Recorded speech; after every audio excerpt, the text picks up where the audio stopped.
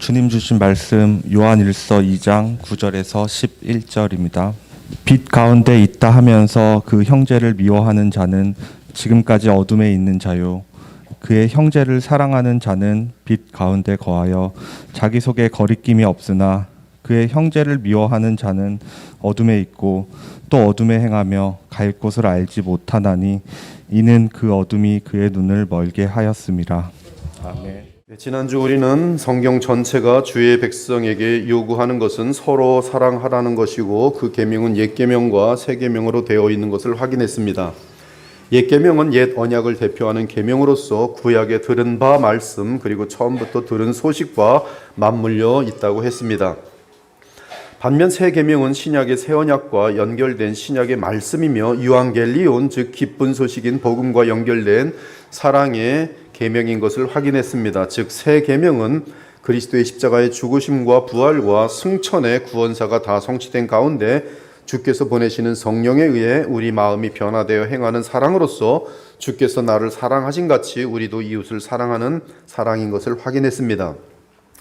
그러므로 거듭난 신자라면 성령을 따라 새 계명을 지키도록 되어 있고, 따라서 새 계명을 지키지 않는 자는 새 언약과 무관한 자인 것입니다.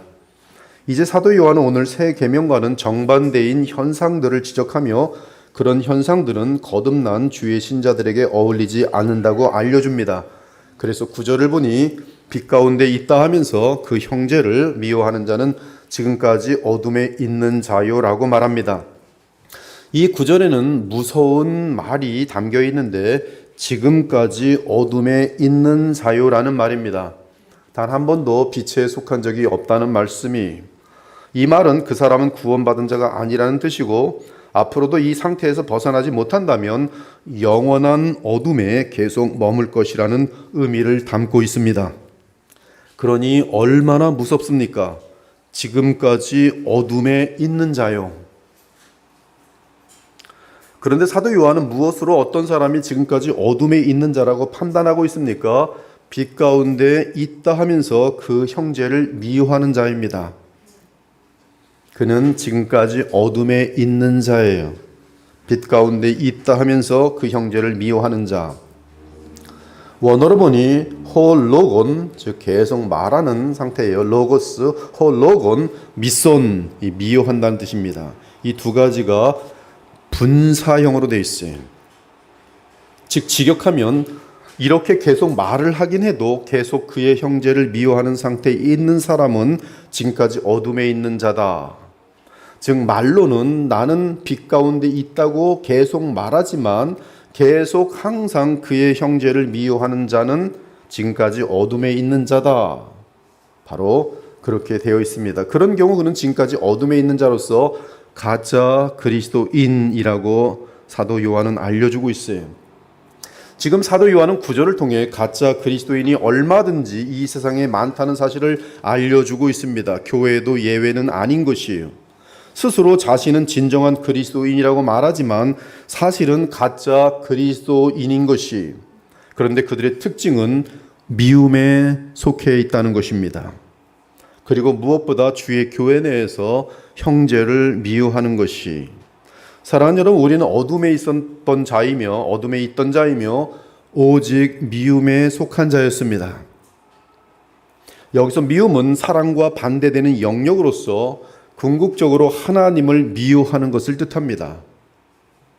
즉 예수께서 말씀하신 미움이 여기에 속합니다. 그래서 빛 가운데 있다 하면서 미움에 있는 것은 모순이 된다, 이 말씀이. 그래서 빛과 미움이 대조되고 있어요. 빛은 어둠과 대조돼야 맞습니다만, 그러나 지금 여기서 말하는 미움은 어둠이기 때문에 빛과 어둠이 대조되고 있어요. 즉 여기서 말하는 미움은 어둠과 한 통속이라는 것을 알려주는 것입니다.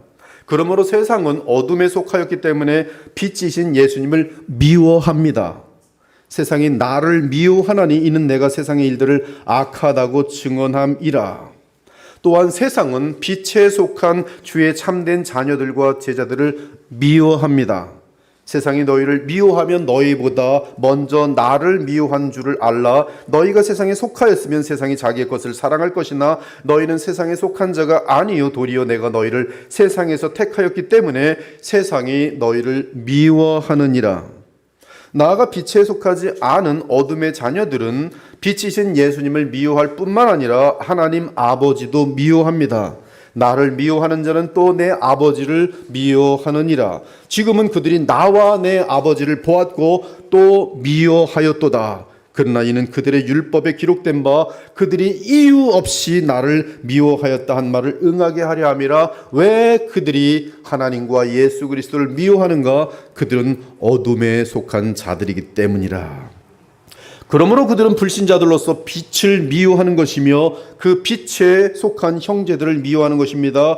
그 정죄는 이것이니 곧 빛이 세상에 왔을 때 사람들이 자기 행위가 악함으로 빛보다 어둠을 더 사랑한 것이니라. 악을 행하는 자마다 빛을 미워하여 빛으로 오지 아니하나니 이는 그 행위가 드러날까 함이라. 따라서 그들은 행여 교회 안에 들어와 있어도 지금까지 어둠에 있는 자에, 물론 그들은 자신들은 교회 안에 들어와 있기 때문에 빛 가운데 있다고 반복하여 말을 합니다. 하지만 이는 자기 기만이며 그릇된 기준으로 자신을 평가한 것이고 성령이 없는 자들이며 가짜 신자인 것이. 사랑하는 여러분, 우리는 하나님을 모르던 이교도에 속한 자들이었습니다. 저도 예외가 아니고 여러분도 예외가 아닌 이교도로서 알던 하나님은 참 하나님이 아니라 인간이 지어낸 우상일 뿐입니다. 그러므로 과거에는 우상신을 섬기던 자들이었지만 이제는 그리스도 예수 안에 있는 주의 은혜로 하나님을 바르게 알고 참 하나님을 예배하게 되었습니다. 그때 너희는 그 가운데에서 행하여 이 세상 풍조를 따르고 공중의 권세 잡은 자를 따랐으니 곧 지금 불순종의 아들들 가운데서 역사하는 영이라. 전에는 우리도 다 그 가운데서 우리 육체의 욕심을 따라 지내며 육체와 마음에 원하는 것을 하여 다른 이들과 같이 본질상 진노의 자녀였더라. 너희가 전에는 어둠이더니 이제는 주 안에서 빛이라. 빛의 자녀들처럼 행하라. 너희는 열매 없는 어둠의 일에 참여하지 말고 도리어 책망하라. 즉 우리는 변화된 사람들입니다. 성령으로 하늘로부터 다시 태어난 자들이며 물과 피로 거듭난 사람들이. 그런데 이렇게 주의 은혜로 빛의 자녀들이 된 자들의 가장 중요한 특징은 사랑입니다. 그래서 지난주에 요한일서 2장 7절과 8절에서 새 계명이 참된 신자들에게 주어진 것이, 즉 빛의 자녀들은 새 언약에 따른 사랑을 할 수 있게 된 것입니다. 다른 말로 하면 주께서 나를 사랑하신 같이 우리도 다른 사람을 사랑할 수 있게 된 것이, 그가 우리를 위하여 목숨을 버리셨으니 우리가 이로써 사랑을 알고 우리도 형제들을 위하여 목숨을 버리는 것이 마땅하도다.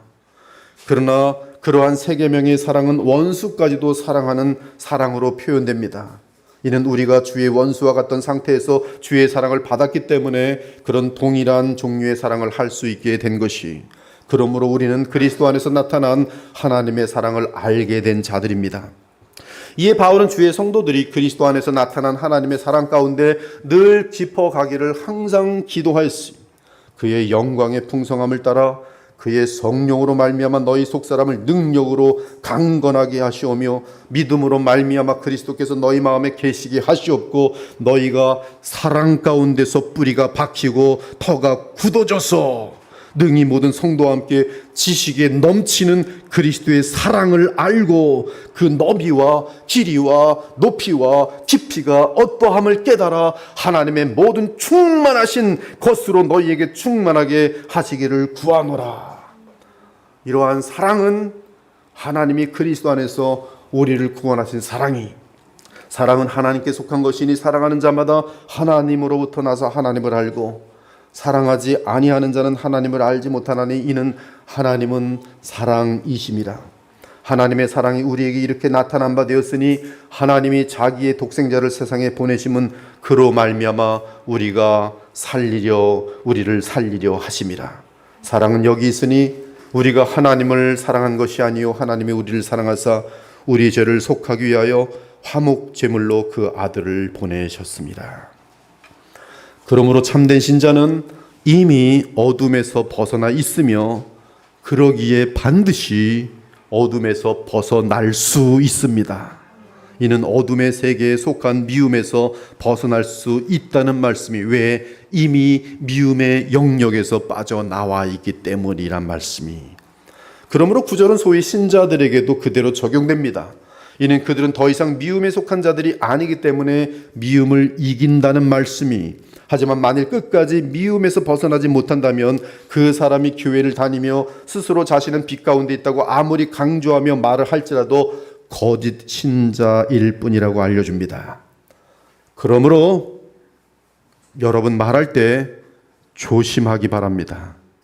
나는 그것만은 용서할 수 없어 라고 말하며 죽는 그날까지 마음속에 앙심과 원한을 품고 있는 사람이 있다면 그는 성경의 권위에 의해 참된 신자일 수 없어요. 물론 신자들도 옛사람의 세력이 남아있기 때문에 잠시 미움에 빠질 수 있습니다. 하지만 하나님의 사랑 때문에 그러한 어둠에 속한 마음을 회개하고 다시 주를 사랑하는 마음과 이웃을 사랑하는 마음을 되찾는 것이, 물론 이 말이 어둠을 미워하고 불의를 미워하고 마귀를 미워하는 그런 거룩한 감정을 잃는다는 뜻이 아닙니다. 다만 끝까지 선으로 악을 이기고 사랑으로 미움을 이긴다는 뜻이, 너는 내 형제를 마음으로 미워하지 말며 내 이웃을 반드시 사랑으로 견책하라. 그러면 내가 그에 대하여 죄를 담당하지 아니하리라. 미움의 죄, 거기에서 벗어날 수 있다는 말씀이. 한편 앞에 9절에 사랑하라는 세 계명과 연관시켜 9절에서 11절을 이해하면 빛은 하나님이시며 또한 역사 속에 들어오신 우리 주 예수님이시고, 하나님은 사랑이시며 주 예수님은 그 사랑을 역사 속에 나타내셨기에, 그리고 그런 주의 사랑을 우리들이 행할 수 있도록 성령을 보내셨으니 우리가 빛에 거한다고 하면서 형제를 미워하는 것은 거짓말하는 것이 됩니다. 이러므로 그 형제를 사랑하지 아니한 자는 하나님께 속하지 아니하니라. 그 형제를 미워하는 자마다 살인하는 자니 살인하는 자마다 영생이 그 속에 거하지 아니하는 것을 너희가 아는 바라. 이처럼 사도 요한은 참빛이 그 영혼에 있으면 그리스도의 사랑으로 형제를 사랑한다고 주장합니다. 진리가 그 영혼에 있으면 그리스도의 사랑으로 사랑할 수 있다고 말합니다. 그리스도의 영이 그 사람에게 있으면 그 영혼은 그리스도의 사랑으로 사랑할 수 있다고 합니다. 그러므로 빛 가운데 있다 하며 형제를 미워하는 자는 거짓말하는 자예요. 그리고 형제를 미워하면 사실 그는 빛 가운데 있는 자가 아니라 어둠 가운데 있는 자입니다. 왜냐하면 진리와 빛은 오직 사랑으로 드러나기 때문인 것이. 사랑하는 여러분, 미움은 어둠입니다. 오늘 이 말씀과 함께 마음속에 새기세요. 미움은 어둠이, 미움은 어두움으로 스스로 걸어 들어가는 것입니다. 그리고 계속 어둠 속에서 살아가는 것이, 이러한 마음에는 하나님을 아는 지식이 없습니다. 빛이 없습니다. 계속 넘어지는 인생이 됩니다. 인생이 엉망진창이 되는 것이요, 비참과 괴로움과 외로움과 고통이 반드시 따라올 수밖에 없도록 되어 있어요. 이에 사도 요한은 분명한 진리를 선포합니다. 그의 형제를 미워하는 자는 어둠 가운데 있고 또 어둠 가운데 행하며 갈 곳을 알지 못하나니 이는 어두움이 그의 눈을 멀게 하였음이니라. 저는 지금도 제 인생 가운데 단 한 번 있었던 사건을 지금도 잊지 못해요. 제가 오래전에 신학교를 다닐 때 화장실에 들어간 적이 있었습니다. 배탈이 나서 화장실에 앉아 있는데 어떤 사람이 들어온 후 손을 닦고 나가면서 사람이 없는 줄 알고 급하게 불을 꺼버리고 가버린 것이, 소리를 쳐도 이미 문은 닫혔고 그 사람은 소리를 듣지 못하고 가버렸습니다. 그 화장실은 건물 내에 있던 것으로서 불을 꺼버리는데, 와, 100% 어둠, 완전히 깜깜한 가운데 화장실에 앉아 있는데 거기서부터 화장실 문까지는 10m 정도밖에 되지 않습니다. 여러분 쉬울 것 같죠? 거기 앉아서 그 문까지 가는데요, 10분에서 한 15분은 걸렸어요.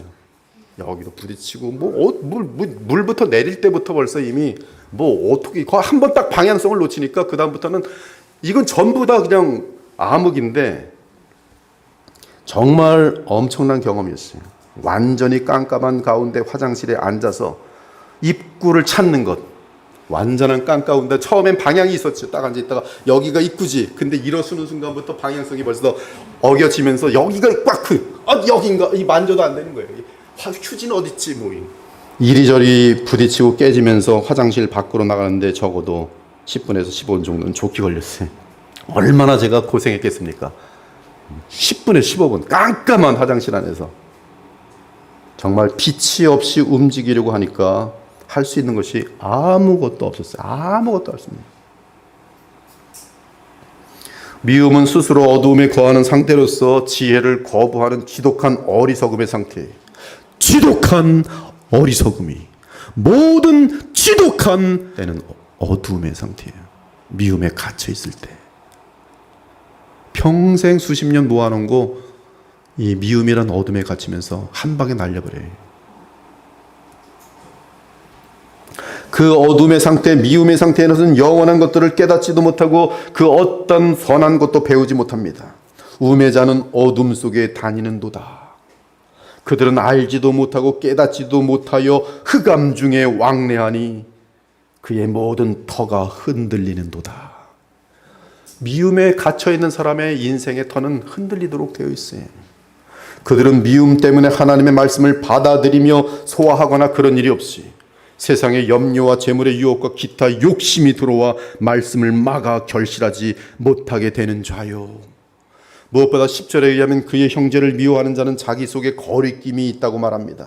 여기서 개역개정이 자기 속에 거리낌이 없으나라고 번역한 원어 스칸달론 엔 아우터 우쿠 에스티는 직역하면 그의 안에 스칸달론이 없다라는 뜻이, 그의 안에 스칸달론이 없다. 형제를 사랑하는 자는 그의 안에 스칸달론이 없다. 그러나 그 형제를 미워하는 자는 그 안에 스칸달론이 있다. 이렇게 돼 있어요. 그리고 스칸달론의 뜻은 덫, 함정, 이게 있는 거예요. 그 사람 안에 덫, 함정. 사람으로 하여금 죄를 짓게 하는 요인, 넘어짐, 유혹. 가장 많은 해석으로는, 번역으로는 걸림돌. 그것이 스칸달론이, 스캔들, 영어로 스캔들, 스칸달론. 그런데 스칸달론의 대상이 누구냐에 따라 이 지금 본문 10절의 해석이 확 달라집니다. 즉 스칸달론의 대상이 주어이면 주어가 시험에 들어서 그의 마음속에 거리끼는 마음, 불편한 마음, 분노하는 마음을 갖게 되는 것이, 개역개정은 스칸달론의 대상을 주어로 보았습니다. 그러므로 그의 형제를 사랑하는 자는 자기 안에 스칸달론이 없다라고 번역했어요. 하지만 스칸달론의 대상이 주어가 아닌 다른 대상일 경우 주어는 다른 사람을 실족시키는 덫, 유혹, 걸림돌이 됩니다. 그래서 일반 권위 있는 영어 번역들은 거의 다 다른 사람들에게 걸림돌이 되는 것이라고 번역하였어요. 즉, 그 형제를 사랑하는 자는 그가 다른 사람들을 넘어 걸려뜨리는 것이 없도다. 이렇게 번역해놨어요. 거의 대부분의 영어 권위 있는 성경 버전들은 그렇게 번역해 놓았어요. 이런 경우는 마태복음 18장과 고린도서 1장 등이 있습니다. 우리는 십자가에 못 박힌 그리스도를 전하니 유대인에게는 거리끼는 것이요. 즉 스칸달론이 이쪽이 아니라 저쪽에게 넘어지게 만드는 요인이, 그리스도를 십자가를 전하면 유대인들이 거기서 자빠져 넘어지는 것이 걸림돌에. 누구든지 나를 믿는 이 작은 자 중 하나를 실족하게 하면, 즉 걸려 넘어지게 만들면 차라리 연자 맷돌이 그 목에 달려서 깊은 바다에 빠뜨려지는 것이 나으니라. 이 작은 자들을 실족시켜 넘겨지게 만드는 그런 남들을 시험들게 하는 자들은 차라리 목에 연자 맷돌을 메고 자살해 죽는 것이 낫다라는 말씀이, 많은 사람들을 실족시키는 그 무서운 죄악을 영원한 지옥에서 당하는 것보다 차라리 지금 남들을 실족시키느니 인생을 끊어버리는 게 낫다고 지금 말하고 있어요. 무서운 얘기죠. 실족하게 하는 일들이 있음으로 말미암아 세상에 화가 있도다. 실족하게 하는 일이 없을 수는 없으나 실족하게 하는 그 사람에게는 화가 있도다. 이때 스칸달로는 지금 내 안에 있는 것이 아니라 내 안에, 나라는 사람 때문에 다른 사람들이 넘어지는 현상이, 즉 밖의 현상이. 그러나 원문은 이 두 가지 의미가 전부 가능합니다. 따라서 자기 속에 거리낌이 없다도 되고 자기 속에 다른 사람을 넘어뜨리는 걸림돌이 없다도 됩니다. 그러므로 문맥에 따라 번역이 결정되는데 우리의 본문은 문맥에 있어서도 두 가지가 다 가능해요. 그러므로 우리는 두 가지 경우를 다 받아들이는 것이 본문을 이해하는 데 있어서 풍성하며 안전할 것이, 이미 번역은 둘 중에 하나를 선택할 수밖에 없잖아요. 아니면 이렇게 해놓고 다른 번역은 이렇게 가능하다, 이렇게 놓으면 좀 더 이제 풍성한 번역이 되겠지만, 그러면 이제 성경이 좀 복잡해지는 그림이 될 테니까, 킹 제임스 버전 같은 경우는 스캔들, 남들이 넘어지게 하는 걸림돌이다. 반면에 개역 개정은 내 안에 걸림돌이 생겼다. 내 안에 뭔가 화딱지가 나 있다. 시험 들었다. 즉 내가 시험 들었다. 이 형제를 사랑하는 자는 내가 시험 들 일이 없지만 형제를 미워하는 자는 항상 내 안에 시험 들 일이 생긴다. 지금 그런 의미가 되는 것이죠. 개역 개정은. 아무튼 우리는 이 두 가지 의미를 다 붙드는 것으로 하고 이 본문을 계속 진행시켜 보겠습니다. 그러면 개역 개정처럼 첫째 의미로 형제를 사랑하지 않는 자는 자기 속에 거리낌이 없는 자라고 할 때 그 뜻은 무엇입니까? 이는 11절과 연결하면 자기 속에 거리낌이 있는 자는 그의 형제를 미워하는 자로서 어둠에 있는 자예요. 반면에 이미 말씀드린 것처럼 이와 반대는 그의 형제를 사랑하는 자는 자기 속에 거리낌이 없어요. 다시 말합니다. 자기 속에 거리낌이 없는 자는 그의 형제를, 자기 속에 거리낌이 있는 자는 그의 형제를 미워하는 자로서 어둠에 있는 자예요. 반면에 그의 형제를 사랑하는 자는 자기 속에 거리낌이 없어요. 지금 거리낌이라는 것은 이 사랑이냐 미움이냐에 따라 확 달라지는 것이죠. 있느냐 없느냐가 사랑과 미움에 맞물려 있어요. 그러면 내 안에 거리낌이 있다는 뜻은 어떤 뜻인가? 형제를 사랑하면 내 안에 거리낌이 없다. 그의 형제를 미워하면 어둠에 속한 자로서 내 안에 거리낌이 있다. 이때 거리낌이 있다는 것은 무엇인가? 이는 내 안에 있는 어떤 것으로 인해 마음이 불편한 것이, 종종 우리는 하나님을 향해 섭섭한 마음을 가질 때가 있는데 그때 우리 안에 거리낌이 생겨요. 하나님께 섭섭한 마음을 가진 사람은 이제부터 기도 안 해요. 하나님 기도 안 해요. 삐쳐인 거지. 마음속에 거리낌이 생긴 거예요. 이렇게 해줄 줄 알았는데 왜 안 해주셨어요? 이게 거리낌이 많이들 있었죠, 여러분들. 안 그런 것처럼 얼굴을 난 그런 적이 없는, 무슨 말 쓰는 거지? 즉 시험에 들어서 방황하는 것이. 그래서 하나님과 그리스도를 의심하면서 실망하고, 이제 저 내버려 두세요 하나님. 전 제 멋대로 합니다. 그리고 죄도 막 져보고 교회도 안 다녀보고, 그리고 정말로 교회를 안 다니는 사람도 있어요. 하나님 왜 이러십니까 저한테? 자기 속에 거리낌이 생긴 거예요. 특히 내 안에 거리낌이 생기는 전형적인 경우는 나의 밖에서 발생하는 어떤 일들로 인해 내 마음에 시험이 드는 것입니다. 특히 사람들 사이에서 거리낌이 생기는 경우가 허다해요. 내 안에. 교회 안에서 성도들 사이에 발생한 일 때문에 내가 시험을 당하는 것이, 그래서 내 마음속에 거리끼는 것이 생긴 것입니다. 내 속에 걸림돌이 생겼는데 제거되지 않는 것이, 화가 이만큼 나고 약이 바짝 올라 있습니다. 이제 마음속에 생각합니다. 그 사람과의 관계를 정리해야겠다. 다시는 인사 하나 봐라. 무엇보다 미움이 제거되지 않습니다. 그런데 이때 내 안에 걸림돌이 생긴 이유가, 미움이 생긴 이유가, 부하가 나는 이유가 내 입장, 내 중심, 내 의견, 내 체면 등 복음과 무관한 것이면 그 사람은 하나님의 새 계명, 즉 진리와 빛과 사랑과 무관한 사람이, 그렇게 지금 요한일서는 대조되고 있어요. 심지어 만일 복음의 진리 문제가 아닌 것으로 마음에 거리낌이 생겨 미움 가운데 있다가 교회 공동체를 떠난다면 이는 그가 진리의 원래부터 속하지 않은 것을 드러내는 것이, 그러므로 진리 또는 교리 문제가 아닌 것으로 자기 속에 거리낌이 생겨 교회를 떠나는 것은 왜 떠나는가? 자기 중심 및 내 입장에 의한 것으로서 이런 사람은 어디서든 참교회에 속할 수 없는 자들이에요. 그들은 분을 내며 교회를 떠나지만 교회를 떠난 진정한 이유는 자기 중심적인 답변 외에 다른 것이 없어요. 이번 일은 참을 수가 없어요. 내 뜻대로 안 됐어. 기분이 너무 나빠. 이 교회를 다닐 수가 없어. 내 뜻이 관철되지 않았어. 내 체면과 자존심이 구겨졌어. 더 이상 사람들이 나를 우습게 여기지 못하도록 분명히 본때를 보여주게 했어. 이런 자세에 지금 기분이 나쁘다는 거죠.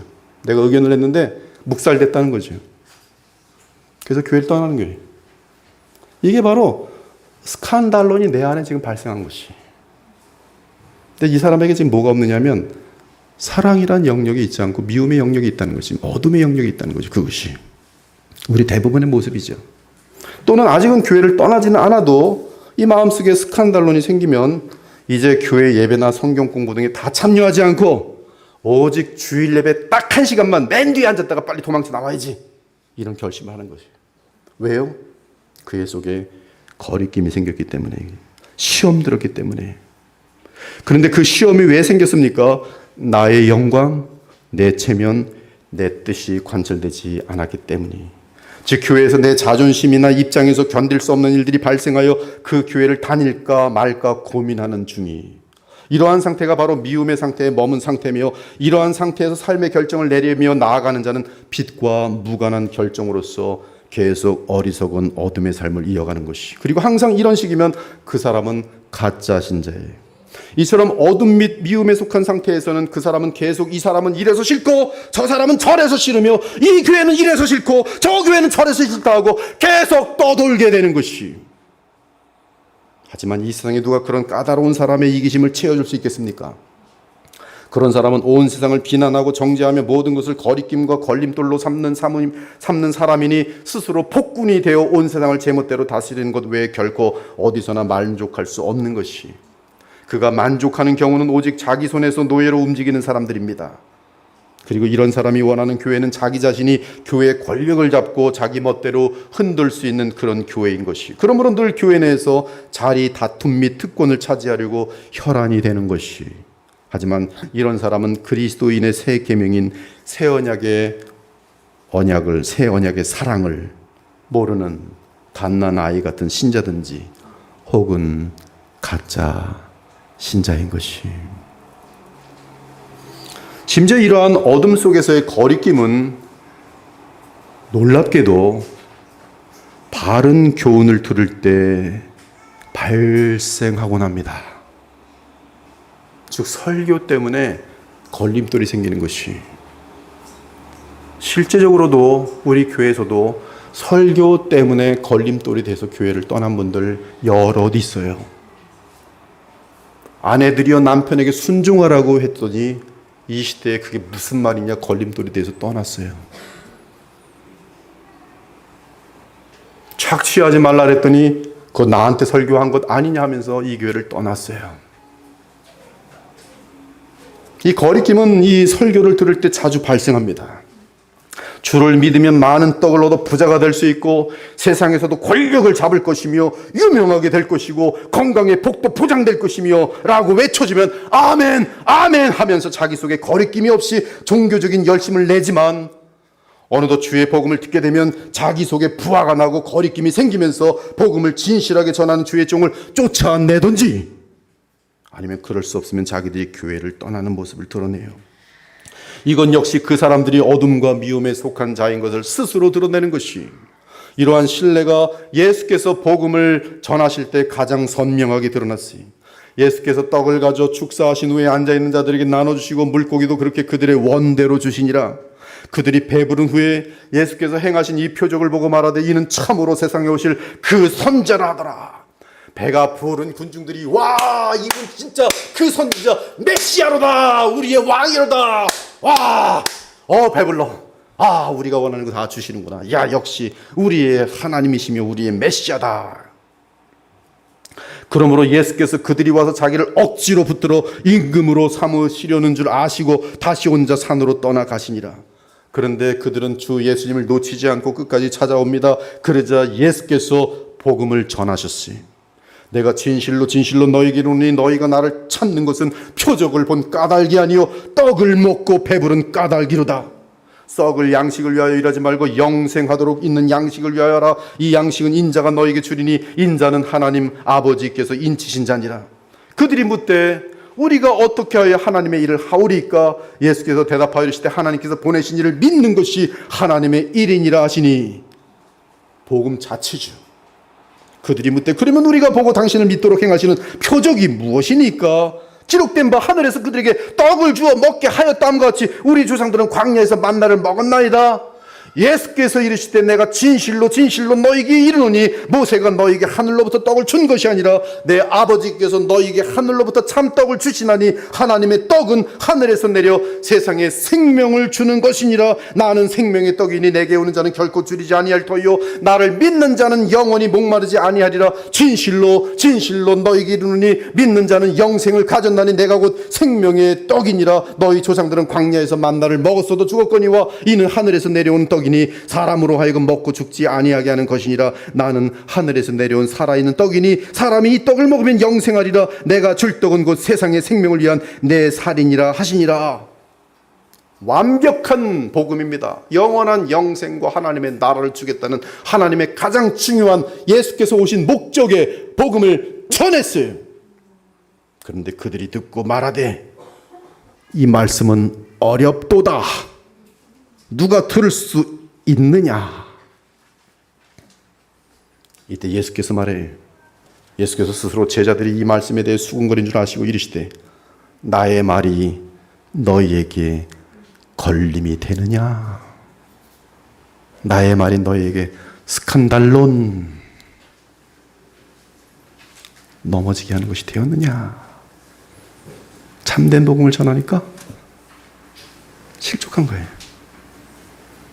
그때부터, 즉 복음을 들은 그때부터 그의 제자 중에서 많은 사람이 떠나가고 방금 전까지 수만 명이 있었습니다. 그리고 다 떠나고 몇 명 남지 아십니까? 12 남아요. 다시는 예수와 함께 다니지 아니하더라. 여러분들은 정말 대단한 사람이에요. 매 예배 때마다 복음이 전파되는데 떠나지 않는 거 보니까 진짜가 맞는 것 같아요. 떠나도록 돼 있어요. 그 교회 갔더니 말이야, 이거 뭐 죄를 지적하는데 가슴이 아파서 나 지쳐 죽겠는데 왜 맨날 죄를 얘기를 해? 뭐 거룩은 무슨 거룩이야? 그냥 좀 복 좀 빌어주면 되지. 지금 이 험한 세상 속에 찬양하면서 사랑하면서 재미난 좀 감정 어린 그런 드라마 같은 얘기 좀 많이 해주시지. 뭔 소리야 도대체? 어렵도다. 머리 아파 죽겠는데 거기 가서도 또 공부해야 돼. 어렵도다. 이 말씀은 어렵도다. 누가 들을 수 있으랴? 이 복음이 너에게 걸림돌이 되느냐? 그때부터 그의 제자 중에서 많은 사람이 떠나가고 다시는 그와 함께 다니지 아니하더라. 예수께서 12 제자에게 남은 12 제자만 남았습니다. 12 제자에게 이르시되 너희도 가려느냐? 시몬 베드로가 대답하되 주여 영생의 말씀이 주께 있사오니 우리가 누구에게로 가오리까? 우리가 주는 하나님의 거룩하신 자이신 줄 믿고 알았사옵나이다. 이처럼 어둠과 미움에 속한 자들은 복음이 강력하게 전파될 때 오히려 참 복음이 그들에게 걸림돌이 되어 주 예수님과 그분의 교회를 떠나는 것이. 그러나 어둠에 속한 자들이 버린 우리 주님과 그분의 복음은 영원한 나라에 살아있는 돌들, 즉 참된 교회의 모퉁이의 머릿돌이 되어 어둠에 속한 자들을 반드시 심판하게 될 것이. 예수께서 이르시되 너희가 성경의 건축자들이 버린 돌이 모퉁이의 머릿돌이 되었나니 이것은 주로 말미암아 된 것이 우리 눈에 기이하도 담을 읽어본 일이 없느냐. 그러므로 내가 너희에게 이르노니 하나님의 나라를 너희는 빼앗기고 그 나라의 열매를 맺는 백성이 받으리라. 이 돌 위에 떨어지는 자는 깨어지겠고 이 돌이 사람 위에 떨어지면 그를 가루로 만들어 흩으리라 하시더라. 여러분, 무서운 말씀들입니다. 여러분, 인생을 단 한 번 살아가면서 영생을 얻느냐 얻지 못하느냐의 문제는 영원 문제예요. 영원. 그러나 자신의 교만 및 체면 등에 초월하는 것은 사랑이기 때문에 사랑과 진리에 속한 주의 자녀들은 이러한 걸림돌 또는 거리낌을 주의 성령의 도우심으로 건너뛸 수 있어요. 즉 주께서 나를 사랑하신 것 같이 다른 사람들을 사랑할 수 있는 주의 제자들은 내 자존심이나 유익이나 체면과 같은 것을 잃더라도 시험에 들지 않고 새 계명의 사랑의 힘으로 능히 이기는 것이. 따라서 그들은 진리의 공동체를 떠나지 않으며 결코 예수님을 놓치지 않는 것이. 사람이라면 그 마음속에 시험 들지 않는 일이 왜 없겠습니까? 그러나 두 종류는 알아요. 그것을 능히 사랑으로 이기는 자와 능히 이기지 못하고 떠나는 자. 딱 단둘이.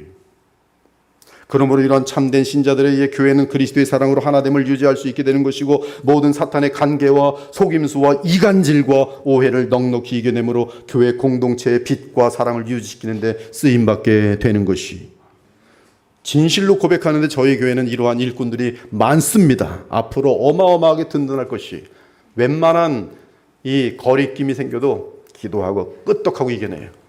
망신을, 정말 말도 안 되는 오해를 받고 정말 울분이 나서 다 뒤집고 싶은데도, 그렇죠? 근데 아니지, 이것은 새 계명을, 내가 원수 되었을 때 나를 사랑하신 우리 주님 생각하면 나는 이건 아무것도 아니지, 죄송합니다. 그리고 그래요, 이해합니다, 제가 더 주의하도록 하겠습니다. 그리고 끝나는 거예요. 우리 교회 지금 이러한 성숙한 크리스찬들이 지금 많아요. 진심입니다. 그래서 이 교회가 힘이 있어요. 저는 앞으로 큰 무슨 뭐 대형 싸움 같은 거 지금 상태로는 가능하지가 않아요. 여러분, 교회가 반타작에 나가지고서 경찰들이 중간에 딱 서 있는 그 그림들 상상이나 해본 적 있어요? 미움으로 가득 차 있어요. 미움, 증오. 그게 교회예요.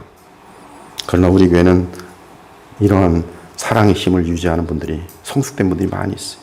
즉 그리스도의 사랑을 맛보고 행하는 자는 참된 교회의 하나됨을 깨뜨리지 않고 보호하는 것이며, 결코 내 체면, 내 유익, 내 입장으로 교회를 대하지 않는 것이. 그러므로 내 안에 거리낌이 생길 때 늘 먼저 자신을 돌아보기 바랍니다. 이는 만일 자기를 제대로 점검하지 못하면 자신도 모르는 사이에 어둠 속에 들어가 행하면서 마귀의 도구와 놀이개로 전락될 수 있기 때문에 그래요. 특히 마음의 거리낌으로 인해 화가 잔뜩 날 때는 주께서 나를 어떻게 사랑하셨는지를 기억하기 바랍니다. 시간을 내어 기도하며 예배와 성경에 집중함으로 주의 뜻을 찾아낸 후에 서서히 움직이기 바랍니다. 그렇지 않으면 대형 사고를 칠 수가 있는 것이. 그러나 주님의 뜻에 따라 움직이면 결코 내 안의 거리낌에 의해 이끌려 무모하게, 가장 어리석게 행동하는 일이 없는 것이. 그리고 이러한 거리낌이 생길 때마다 주님을 붙들므로 말미암아 이겨내는 자들은 어느새 사도 요한과 같이 아름다운 주의 제자로 성장하게 되는 것이. 사실 사도 요한도 과거에는 자신 안에 거리낌이 있을 때 함부로 말하고 함부로 행동하던 미성숙한 선도였어요. 누가? 사도 요한이. 한 번은 예수께서 제자들과 함께 사마리아 성에 들어갈 때 사건입니다. 그들이 사마리아인의 한 마을에 들어갔더니 그들이 받아들이지 아니하는지라 제자 야고보와 요한이 이를 보고 이르되, 주여, 우리가 불을 명하여 하늘로부터 내려 저들을 멸하라 하기를 원하시나이까. 여기 누가 들어있어요? 사도 요한. 화딱지가 난 거죠. 예수님, 하늘에 불을 내려가고 저를 다 태워 죽여버리지. 예수께서 돌아보시면 책망하시고 꾸짖으시더라. 이게 사도 요한이었어요. 이처럼 야고보와 요한은 마음속에 거리낌이 생길 때 곧바로 우레처럼 혈기를 부리곤 하여 그들 이름은 우리의 아들이란 보아너게였어요. 아세요? 보아너게, 요한이. 또한 그들은 다른 사람보다 더 영광을 얻고자 하는 마음이 이 가슴 속에 딱 생기면서 큰일 난 거죠. 쟤네들이 나보다 영광을 더 차지하면 어떡하지? 이 12제자들 사이에 경쟁이 싹 붙었는데 눈치를 계속 보고 있는 거예요. 그런데 이 세베대의 아들 야고보와 요한이 주께 먼저 나와 여짜오되, 선생님이여, 무엇인지 우리가 구하는 바를 우리에게 하여 주시기를 원하옵나이다. 이르시 너희가 무엇을 하여 주기를 원하느냐? 여짜오되, 주의 영광 중에서 우리를 하나는 주의 우편에 하나는 좌편에 앉게 하여 주옵소서. 이에 12제자가 그 말을 듣고 그 두 형제를 향하여 분함을 갖더라. 이게 지금 미성숙한 예수님의 제자들의 모습이었어요. 우리들의 모습 아니겠어요? 조금 질투하면서 서로 싸우고, 내가 좋으면 빨리 얘기하고 싶은데 저놈 둘이 먼저 갔네. 12제자가 분이 일어나. 그러나 우리의 아들 요한은 주의 복음의 능력으로 새 계명을 따르는 사랑의 사도가 되자 철저하게 주의 계명을 지키면서 빛에 거하는, 그래서 다른 사람들이 전혀 걸림돌을 두지 않고 그 마음도 늘 걸림돌이 없어서 하늘의 평강과 기쁨을 누리는 의와 거룩함의 사도가 되었던 것이. 그 다음 두 번째로 가능한 번역은 자기 속에 다른 사람들을 시험 들게 하는 거릴림돌이 있는 경우인데, 일반적으로 다른 사람들에게 시험 들게 하는 영적 지도자들이 여기에 해당합니다. 무서운 것이, 이런 경우는 소위 어떤 영적인 지도자가 많은 사람들을 미움과 어둠으로 이끄는 경우에 이들은 차라리 목을 메고 연자 맷돌을 메고 이 바다에 뛰어드는 것이 훨씬 나을 것이. 그런 거짓 선자는 어둠에 속한 자입니다. 놀라운 것은 이런 어둠에 속한 자들에게 허다한 영혼들이 속는다는 사실이. 왜? 그들도 어둠에 속해 있기 때문에. 그들은 보통 거짓 복음, 거짓 영, 거짓 그리스도를 전파합니다. 뱀이 그 간계로 하와를 미혹한 것 같이. 오 목사님 그 강의가 틀려요. 살짝 이제 뭐 저도 기도하며 집중하다가 잠깐 듣는데 이 가톨릭이 가장 무서운 것은 너무나 간계하다. 그 간계함의 도가 정말 깊어서 그것이 더 무섭고 더 분노가 일어난다. 그 얘기를 살짝 들었어요. 맞아요. 근데 이 간계함에 허다한 영혼들이 속아요. 그러니까 여러분들이 이 시대에 지금 속지 않으려면 하나님 말씀의 실력자들이 되어야 됩니다. 기도하셔야 돼요. 여러분들이 그리 똑똑한 사람들이 아닙니다. 여러분들은 IQ가 훨씬 뛰어나고 세상에서 워낙 일들 잘하고 훨씬 착한 사람들이 지금 다 이단들에 가 있고 잘못된 멸망의 길로 다 가 있어요. 뱀이 그 간계로 화를 미혹한 것 같이 너희 마음이 그리스도를 향하는 진실함과 깨끗함에서 떠나 부패할까 두려워하라. 그런 사람들은 거짓 사도요 속이는 일꾼이니 자기를 그리스도의 사도로 가장하는 자들이니라. 이것은 이상한 일이 아니니라. 사탄도 자기를 광명의 천사로 가장하나니 그러므로 사탄의 일꾼들도 자기를 의의 일꾼으로 가장하는 것이 또한 대단한 일이 아니라 그들의 마지막은 그 행위대로 되리라. 그러나 백성 가운데 또한 거짓 선자들이 일어났었나니 이와 같이 너희 중에도 거짓 선생들이 있으리라. 이만희 같은 거짓 선생이 어떻게 성경을 그렇게 꼬아서 결국은 자기가 보혜사고 다 그냥 계속 이 권력을 돈을 확대해 나가잖아요. 90이 다 넘어가면서도 그 짓을 계속 하고 있어요. 그 밑에 있는 또 어둠의 자식들이 그 일을 계속 이어받아가고 거짓 선생들. 그들은 멸망하게 할 이단을 가만히 끌어들여 자기들을 사신 주를 부인하고 임박한 멸망을 스스로 취하는 자들이라. 여럿이 그들의 호색하는 것을 따르리니 이로 말미암아 진리의 도가 비방을 받을 것이요. 요새는 전 세계가 쾌락을 추구하는 세계라서 이 쾌락을 추구하는 종교가 나오면 수십 수만 명 수백만 순식간에 모입니다. 창기 십자가 말 자체가 더럽지 않습니까? 한국의 모든 정치인들 거기 가서 같이 밥 안 먹은 사람 거의 없어요. 박명훈제 하는 사람들, 아가의 동산 여교주가 등장해가지고 모든 남자들과 여왕벌이 되어가지고 돈과 명예와 권력이 얼마나 큰지 몰라요. 하나님께서 무너뜨려 주시니까 그런 것들이 무너지는 것이지 그들의 호색하는 것을 따르니 이로 말미암아 진리의 도가 비방을 받을 것이요. 그들이 탐심으로서 지어낸 말을 가지고 너희로 이득을 삼으니 그들의 심판은 옛적부터 지체하지 아니하며 그들의 멸망은 잠들지 않으냐니. 목사들이 자기 돈, 명예만 계속 챙기죠. 어렵지 않습니다. 군중심리 이용해서 다 헌금 내게 만들고 교회 또 크게 만들면 자기는 또 커지는 거예요. 또 헌금 내게 만들고 헌금 뽑아내는 데는 전문가들이 어떻게 이렇게 돈을 이단들과 이 가짜들은 돈을 어떻게 이렇게 잘 만드는지 모르겠어요. 또는 신자들의 양심에 어긋나는 일을 서슴지 않고 행합니다. 작은 사건들을 부풀려 걸림돌을 만들어서 거룩한 교회 공동체에 던져 교회를 분열하도록 합니다. 이 사람들은 분열을 일으키는 자며 육에 속한 자며 성령이 없는 자니라. 즉 이런 자들은 새 계명에 따른 행동의 모습이 전혀 보이지 않고 단지 간교한 꾀를 가지고 정치를 하면서 교만과 미움과 위선과 불의를 나타내는 자들이. 하지만 새 계명을 철저하게 지키는 바울의 경우는 시장에 나온 고기가 우상에게 바쳤던 고기를 할지라도 묻지 않고 그 고기를 먹을 수 있는 자유로운 사람이었지만 만일 그럼에도 누군가가 바울이 우상에게 바쳐졌던 고기를 먹었다고 생각하고 시험에 걸린다면 바울은 아예 이런 걸림돌을 두지 않기 위해 차라리 고기 자체를 먹지 않겠다고 결심합니다. 그러므로 우리가 화평의 일과 서로 덕을 세우는 일을 힘쓰나니 음식으로 말미암아 하나님의 사업을 무너지게 하지 말라. 만물이 다 깨끗하되 거리낌으로 먹는 사람에게는 악한 것이라. 고기도 먹지 아니하고 포도주도 마시지 아니하고 무엇이든지 내 형제로 거리끼게 하는 일을 아니함이 아름다우니라. 믿음이 강한 우리는 맞방의 믿음이 약한 자의 약점을 담당하고 자기를 기쁘게 하지 아니할 것이라. 영적인 지도자들은 난 내 멋대로 할 거예요. 그건 안 되는 거예요. 그러면 지도자를 하면 안 돼요. 양심이 달라서 아직 제가 제대로 배우지 못했는데 내가 이렇게 한 놈은 시험 들으니까 내가 그러면 양보하지. 저 시장 가는 거 그렇게 저한테는 자유롭습니다. 근데 시장을 슬리퍼 신고서 반바지 입고서 이러고 돌아다니는데 만약에 우리 교우 중에 시험 들 사람이 있다. 느낌이 온다. 그럼 저 절대로 반바지 입고 슬리퍼 신고 여기 옥년시장 돌아다니지 않아요. 저한테는 그게 자유로운 거지만 그건 안 되는 것이죠. 왜? 지도자니까. 이게 중요한 거예요. 사랑이 그게. 그 세 계명을 지키는 거예요. 즉 이것이 사랑의 세 계명을 지키는 행위로서 교회 공동체의 하나됨이 아디아포라 같은 이슈로 인해 분리되거나 미워하거나 실족하는 일이 생겨서는 안 되도록 하는 것이, 그러므로 그 형제를 사랑하는 자는 빛 가운데 속하여 자기 속에 거리낌이 되는 것을 두지 아니한다. 즉 다른 영혼들이 넘어지는 것들을 내 속에 두는 것을 계속 내가 양보하면서 제거한다라는 뜻이 되는 것이, 이처럼 새 계명을 행하는 입장에서 20절의 교훈은 바울의 다른 교훈들과 일치합니다. 그러므로 주 안에 갇힌 내가 너희를 권하노니 너희가 부르심을 받은 일에 합당하게 행하여 모든 겸손과 온유하고 오래 참음으로 사랑 가운데 서로 용납하고 평안에 매는 줄로 성령이 하나 되게 하신 것을 힘써 지키라. 몸이 하나여 성령도 한 분이시니 이와 같이 너희가 부르심의 한 소망 안에서 부르심을 받았느니라. 너희가 짐을 서로 지라. 그리하여 그리스도의 법을 성취하라.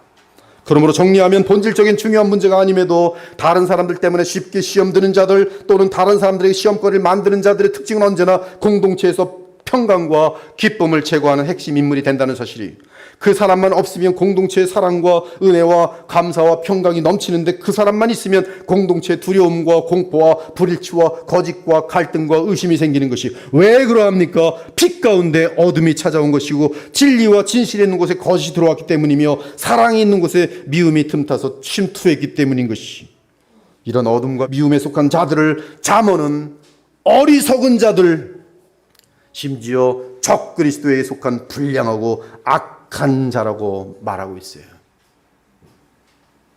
미련한 자마다 다툼을 일으키느니라. 불량하고 악한 자, 이 대문자로 써 있어요. 즉 어떤 고정적인 적 그리스도와 연결되는 악령들과 연결되는 이 불량하고 악한 자는 구부러진 말을 하고 다니며 눈짓을 하며 발로 뜻을 보이며 손가락질을 하며 그의 마음에 패역함을 품으며 항상 악을 꾀하여 다툼을 일으키는 자라. 여호와께서 미워하시는 것 곧 그의 마음에 싫어하는 것은 교만한 눈과 거짓된 혀와 무죄한 자의 피를 흘리는 손과 악한 계교를 꾀하는 마음과 빨리 악으로 달려가는 발과 거짓을 말하는 망령된 증인과 및 형제 사이를 이간하는 자니라. 눈짓을 한 자는 분열을 만들고 악인의 입은 독을 머금었느니라. 이 잠언을 보니까 눈짓을 하는 게 뭔지 모르겠는데 눈짓하는 게 아마 분열을 만드나 봐. 이렇게 하고.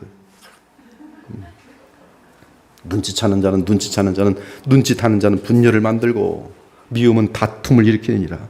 교만에서는 다툼만 일어날 뿐이라. 교만한 자들만 모여 있으면 매일 다툽니다. 분을 쉽게 내는 자는 다툼을 일으키느니라. 미련한 자마다 다툼을 일으키느니라. 패역하는 자는 다툼을 일으키고 말쟁이는 친한 벗을 이간시키느니라. 다툼을 좋아하는 자는 죄악을 좋아하는 자요 자기 문을 높이는 자는, 즉 자기를 높이는 자는 파괴를 구하는 자니라. 악인을 투둔하는 것과 재판할 때 의인을 억울하게 하는 것은 악한 것이라. 미련한 자의 입술은 다툼을 일으키고 그의 입은 매를 자청하느니라. 거만한 자를 쫓아내면 다툼이 쉬고 수욕이 그치느니라. 나무가 닿으면 불이 꺼지고 말쟁이가 없어지면 다툼이 쉬느니라. 숯불 위에 숯을 더하는 것과 타는 불에 나무를 더하는 것 같이 다툼을 좋아하는 자는 시비를 일으키느니라. 남의 말 하라게 하기를 좋아하는 자의 말은 별식과 같아서 뱃속 깊은 데로 내려가느니라. 욕심이 많은 자는 다툼을 일으키느니라. 노하는 자는 다툼을 일으키고 성내는 자는 범죄함이 많으니라. 그들 사이에 그중 누가 크냐 하며 다툼이 난지라. 하지만 하나님과 그리스도께 감사하며 경외하면서 하나님의 율법과 우리 주 예수 그리스도의 계명을 지키고자 하는 자들은 새 계명대로 주께서 나를 사랑하듯 이웃을 사랑하고자 하기 때문에 결코 거리끼는 것이 자기 안에 생긴 것을 허락하지 않으며 나아가 남들에게 거리끼는 걸림돌이 되지 않는 것이, 이는 그들이 빛 가운데 행하며 사랑 가운데 있기 때문인 것이. 그러므로 주 예수께서 나를 사랑하신 같이 형제를 사랑하기 바랍니다. 그러면 여러분 안에는 다른 사람들로 인한 거리낌이 생기지 않게 될 것이, 또한 나아가 여러분의 삶이 연약한 성도들을 시험 들게 하거나 또는 복음을 막는 그런 걸림돌이 되는 일이 없을 것이. 마지막으로 오늘 본문 11절에 사도 요한은 위대한 진리를 선포합니다. 그것은 어둠에 있으면, 미움에 있으면 눈이 먼다는 사실이, 눈이 멀어요. 이것을 여러분들이 줄을 쭉 치시면 되겠어요. 내용이 계속 더 있는데요. 미움에 들어가는 것은 일단 눈이 멀어요. 근데 저도 마지막 얘기하고 마무리하죠. 아내랑도 항상 평소에 사랑하죠. 항상 저는 예화가 아내밖에 없으니까. 근데 어쩌다 하여튼 미움이 들어오는 거예요, 사람 미움이. 근데 이제 미움에 들어갔다 또 나오거든요. 어떻게 화해가 나오면. 근데 이렇게 가만히 돌아보면 미움에 있었을 때는 어떻게 그렇게 바보 같은 짓만 하는지 모르겠어요. 어떻게 말도 그렇게 하고, 목사가 눈 표정은 또 왜 이렇게 나오며, 과거까지 올라가서 뭘 그렇게 따지며, 이렇게 보면 지독하게 어리석구나. 지독하게 한심하구나. 근데 그 미움에 있을 땐 모르는 거예요, 막. 성경이 얼마나 확실한지 미움 가운데 결정하는 인생, 모든 결정은 지독한 어리석음의 결정밖에 되지 않는 것이고요. 무슨 결정을 내리려면 미움의 감정 속에서 내리는 것은 그것은 가장 악하고 어리석은 결정이 된다는 걸 아시고 절대로 미움 가운데 결정하지 마세요. 미움 가운데 있는 사람들이 얼마나 많은 이혼하는지 몰라요. 그러고 나서는 평생 바보같이 사는 것이죠. 그러나 청상이 되고 나면 아무 일도 없거든. 아무 일도 없는 거예요. 고작 저 같은 경우는 보니까 싸운 이유는 보니까 빵 하나를 더 줬냐 덜 줬냐 뭐 그것밖에 없어요. 얼마나 한심합니까? 얼마나 한심해요. 그러므로 미움이 생길 때는 이 눈이 멀게 되는 것입니다. 미움이 생길 때는 결코 그 미움에 따라 행동하거나 결정하지 않기 바랍니다. 미움의 감정을 폭발시켜 더 무서운 거친 행동들을 일삼는 일이 없기 바랍니다. 그 이유는 미움 가운데 행한 모든 일마다 어둠에 속하여 눈이 먼 상태에서 행한 지독히 어리석은 행위들이기 때문이, 그러한 어리석은 표정과 행동과 결정 때문에 지옥을 맛보는 비참한 인생이 되고 그 사람 자체의 성품도 마귀를 닮게 되는 것이요. 그러므로 성경은 우리에게 권면합니다. 분을 내어도 죄를 짓지 말며 해가 지도록 분을 품지 말고 마귀에게 틈을 주지 말지니라. 즉 성내고 미움에 빠져 있는 것은 마귀에게 틈을 무한하게 열어놓는 것이 살인죄, 불태워버린 방학죄, 폭행죄, 다 이 미움 속에 갇혀 있을 때 지독하게 어리석. 그 대신 언제나 우리의 눈을 십자가로 향하여 부활의 주를 바라보기 바랍니다. 그러면 주의 영광을 보게 될 것입니다. 그 영광을 볼 때 우리는 내가 어리석을 때, 미움에 빠져 있을 때, 연약할 때, 원수로 행하고 있을 때, 죄인 되었을 때, 그럼에도 불구하고 나를 사랑하신 우리 주 예수님의 생명 바친 사랑과 아들까지도 아끼지 않고 우리를 사랑하신 아버지의 사랑을 확인하게 될 것입니다. 그리고 그 사랑을 확인한 순간 우리 마음속에 있는 미움과 어둠은 신속하게 거치고 우리 마음 안에는 평강과 감사와 인내와 진리와 빛이 깃들게 되는 것이 제가 그 산 증인입니다.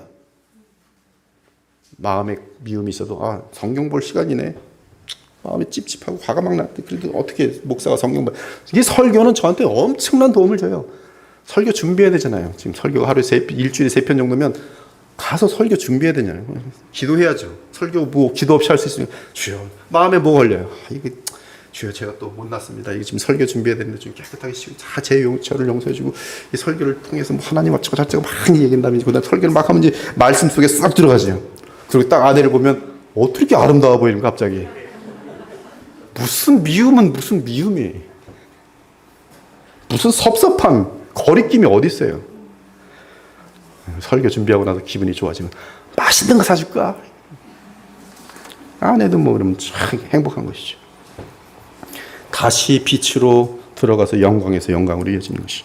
그러나 언제든지 주께로 돌아가면 그 수건이 벗겨지리라. 주는 영이시니 주의 영이 계신 곳마다 자유가 있느니라. 우리가 다 수건을 벗은 얼굴로 거울을 보는 것 같이 주의 영광을 보매 그와 같은 형상으로 변하여 영광에서 영광이 이르니 곧 주의 영으로 말미암음이니라. 항상 하나님과 우리 사이에 화목제물이신 그리스도 예수 안에 거하면서 부활 승천하시 살아계신 그리스도의 영을 따라 행함으로 항상 사랑의 계명에 거할지언정 육신에게 져서 어둠과 미움 가운데 살아가는 어리석음에 떨어지지 않는 진정한 참된 지혜로운 주의 백성 되시기를 우리 주 예수 그리스도 이름으로 축원합니다. 아멘. 주 하나님 감사합니다. 오늘 미움과 어둠이라는 주의 말씀을 가지고 주의 백성들과 나눴습니다. 오늘 말씀을 들은 귀한 사랑하는 주의 자녀들마다 지혜로운 자들이 되게 하셔서 행복을 누리며 또한 그 행복을 많은 사람들에게 나눠줄 수 있는 아름다운 주의 하나님 나라의 채널들이 될 수 있도록 복을 내려 주시옵소서. 감사드리며 살아계신 우리 주 예수 그리스도의 이름으로 기도합니다. 아멘.